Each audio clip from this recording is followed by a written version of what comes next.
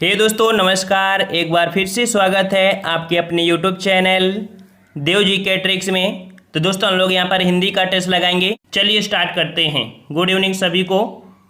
चलिए यहाँ पर आपसे प्रश्न पूछा गया है, चिरंतन शब्द का विलोम लिखिए। चलिए बताइए, चिरंतन शब्द का विलोम। सबका जवाब बिल्कुल सही आना चाहिए। चिरंतन का आशय होता है शाश्वत, है ना। तो इसका विलोम क्या बनेगा? नश्वर होगा। ऑप्शन राइट आपका यहाँ पर क्या हो जाएगा? ऑप्शन आपका यहाँ पर सी सही हो जाएगा। ठीक है। और अगले प्रश्न की ओर बढ़ते हैं। प्रश्न आपसे अगला है, अनुग्रह शब्द का विलोम लिखिए। अनुग्रह शब्द का विलोम बताना है। और अनुग्रह शब्द का विलोम क्या बनेगा?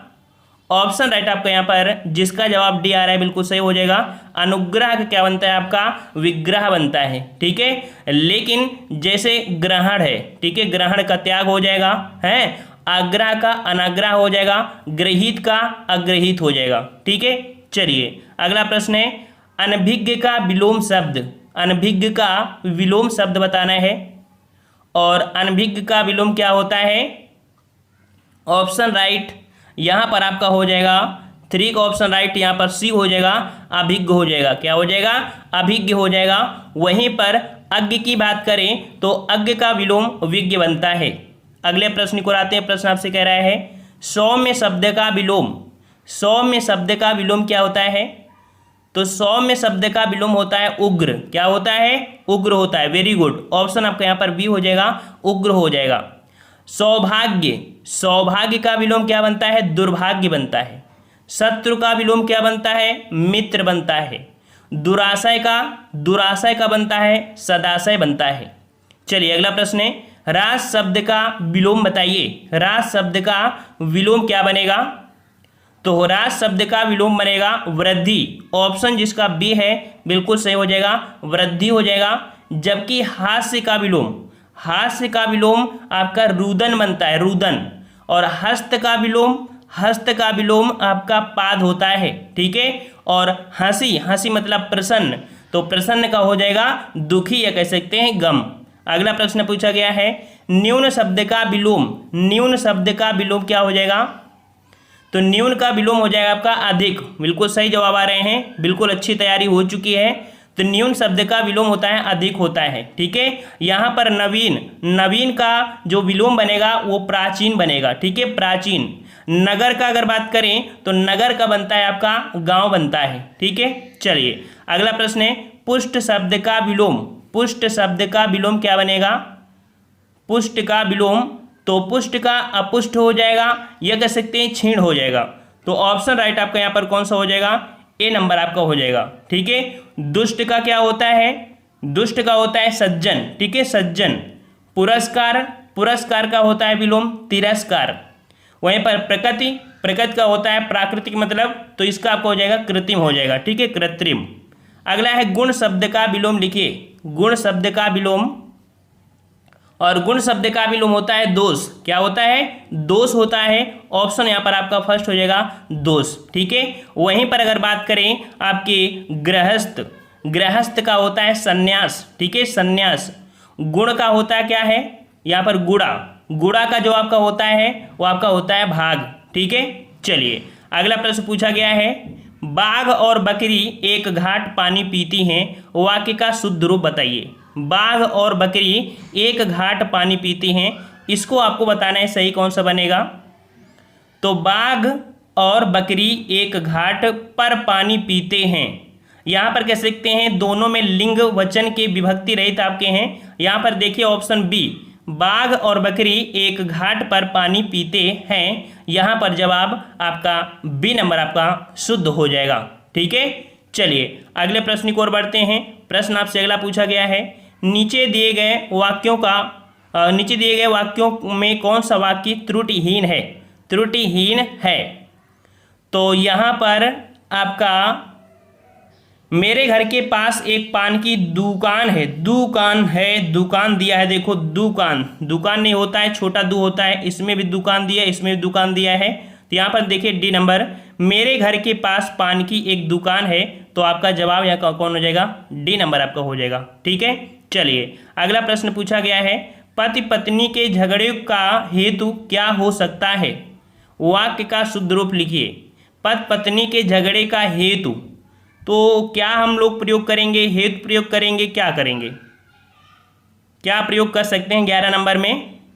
तो यहाँ पर पति पत्नी के झगड़े का कारण क्या हो सकता है? यहाँ पर हेतु के स्थान पर कारण जो कि सटीक स्पष्ट आपका करेगा।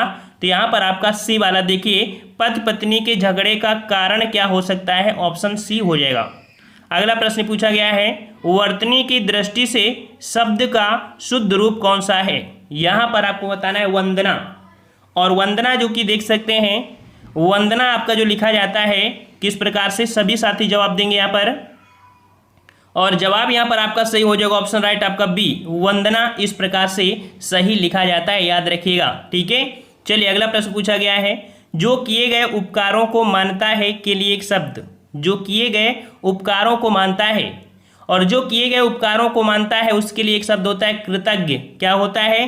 कृतज्ञ होता है। ऑप्शन राइट आपका यहाँ पर बी सही हो जाएगा। और जो किए गए उपकारों को नहीं मानता है, जो नहीं मानता है उसके लिए बोलते हैं हम लोग कृतज्ञ, बोलते हैं कृतज्ञ।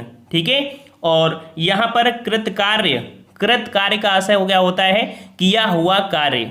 ठीक है, और यहाँ पर आज्ञ, आज्ञ का आशय होता है जो कुछ नहीं जानता। ठीक है, चलिए अगला है, पेट की अग्नि को कहते हैं, पेट की अग्नि को क्या कहते हैं? तो पेट की अग्नि को बोलते हैं जठराग्नि। बिल्कुल सही जवाब है, ऑप्शन आपके यहाँ पर सी हो जाएगा, जठराग्नि। अगला प्रश्न है, बच्चों को सुलाने के लिए गाया जाने वाला गीत। बच्चों को सुलाने के लिए गाया जाने वाला गीत कौन सा हो जाएगा? तो 15 का ऑप्शन राइट आपका जवाब यहाँ पर आपका सही हो जाएगा, ऑप्शन सी, उसे बोलते हैं लोरी बोलते हैं। क्या बोलते हैं? लोरी बोलते हैं। अच्छा, सोहर, सोहर क्या होता है? सोहर बच्चे के जन्म के समय गाया जाने वाला आपका कह सकते हैं गीत होता है। अगला है, जो नभ या आकाश में चलता है के लिए शब्द बताइए। जो नभ में चलता है, और जो नभ में चलता है उसके लिए हम बोलते हैं खेचर। क्या बोलते हैं? ऑप्शन आपका फर्स्ट हो जाएगा, खेचर बोलते हैं। ठीक है, खे का आशय आकाश होता है और चर का आशय चलना, अर्थात कह सकते हैं जो नभ में चलता है उसे खेचर बोलते हैं। अगला प्रश्न है, व्याकरण के ज्ञाता के लिए शब्द बताइए। व्याकरण के ज्ञाता को क्या बोलते हैं? व्याकरण के ज्ञाता को व्याकरण बोलते हैं। क्या बोलते हैं? व्याकरण बोलते हैं। ऑप्शन आप जिसका आपका सी आ रहा है बिल्कुल सही हो जाएगा, व्याकरण बोलते हैं। ठीक है, अगला प्रश्न है कि बढ़ा चढ़ाकर कहना के लिए एक शब्द बताइए। बढ़ा चढ़ाकर कहना, सभी लोग जवाब दीजिएंगे। बढ़ा चढ़ाकर कहना मतलब अतिशयोक्त हो जाएगा। बिल्कुल सही जवाब है, ऑप्शन डी हो जाएगा, अतिशयोक्त हो जाएगा।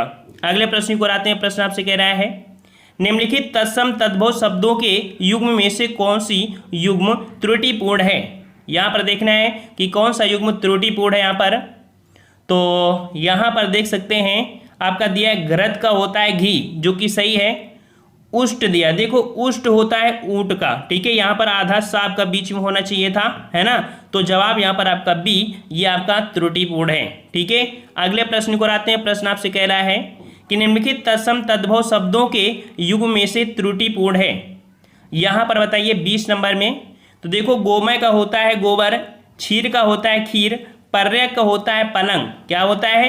पलंग होता है, ना कि पटरी होता है। इस कारण से यहाँ पर त्रुटि है आपके ऑप्शन सी में। अगला प्रश्न है, पर्ण का तद्भव शब्द बताइए। पर्ण का तद्भव 21 नंबर। पर्ण का तद्भव क्या बनता है? पर्ण का तद्भव पत्र होता है। ऑप्शन जिसका ए आ रहा है बिल्कुल सही है, पर्ण का हो जाएगा पत्र हो जाएगा। ठीक है, और अगले प्रश्न को आते हैं। कह रहा है अंगीठी का तत्सम, अंगीठी का तत्सम, और अंगीठी का तत्सम रूप होता है अग्निष्ठिका। क्या होता है? अग्निष्ठिका होता है, जिसका जवाब यहाँ पर आपका सी है, बिल्कुल सही हो जाएगा, अग्निष्ठिका। नेक्स्ट प्रश्न आपका है, निम्नलिखित में से कौन तद्भव शब्द है? कौन तद्भव शब्द है? तो 23 का जवाब क्या हो जाएगा? 23 का जवाब दीजिए। यहाँ पर दिनकर, दिवाकर, प्रभाकर, और यहाँ पर देख सकते हैं डी नंबर जो सूरज है, सूरज आपका नहीं होगा, सूर्य होगा। ठीक है, सूर्य होगा। अगला है इनमें से तद्भव शब्द, तद्भव शब्द। अब देखो बार बार जब आपके सिलेबस में कह सकते हैं इतना ही सिलेबस है आपके पास, मतलब 6 टॉपिक हैं, और 6 टॉपिक में जब आप इतने ज़्यादा प्रैक्टिस सेट लगा लेंगे तो आपको क्वेश्चन तो वही घुमा फिरा के मिलेंगे ना, कोई नए तो क्वेश्चन आपको नहीं बना दिया जाएगा, क्योंकि यही क्वेश्चन पूछे जाते हैं। नए क्वेश्चन बनाने से कोई मतलब नहीं है कि जो एग्जाम में ना भी मिले, है ना। तो जो चीज़ आपकी एग्जाम में पूछी जानी है उसी को आप पढ़ते रहिए। मतलब आपका टारगेट यह है कि प्रश्न को देखकर जवाब दे देना है, ना कि सोचने का समय देना है। समझ में आ रहा है। तो इनमें से तद्भव शब्द आपका कौन सा हो जाएगा? Option B. यहाँ पर देखो बंदर, बंदर में आपका बा जो शब्द है वो आपका तद्भव को इंगित कर रहा है। इसका तत्सम आपका हो जाता है वानर। ठीक है, वानर हो जाता है। ऑप्शन आपका बी हो जाएगा।